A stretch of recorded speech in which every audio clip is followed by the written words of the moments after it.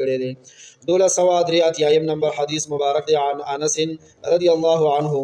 د پیغمبر علیه الصلاۃ والسلام یو خادم خاص صحابي دی. الله پاک دې ته ناراضي شي زمونږ د طرف او ټول امت د طرفه دی ول الله بهترینی بدلی ورکي. لس کاله کور دننه بهر د پیغمبر علیه السلام خدمتونه کړي دي. صحابي بختور صحابي دی. ان رسول الله صلی الله علیه وسلم حج على رحل. نبی علیہ الصلوۃ والسلام په یو کا جواب په یو سورلې باندې حج کو. وکانت زاملته او دا د پیغمبر علیه الصلوۃ والسلام ټول ساز و سامان په دې باندې وو. دې حدیث کې دې خبرې ته اشاره ده چې پیغمبر علیه السلام کله حج کولو نو یو سورلې استعمال کړي او پاغي باندې خپل د حج ساز و سامان هم ګډه کړم و.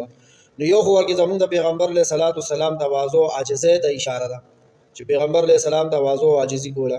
وغوښته 2-3 سورلې ځان سره روانو لې شوي. څنګه تاسو ته پته ده پیغمبر علیه الصلوۃ والسلام د خپل حج په موقع باندې سلو خان قربان کړیو. سلو خان قربان کړیو او ځان د پاره سورلې د پاره او سامان د پاره صرف یو وخت ساتلې دي.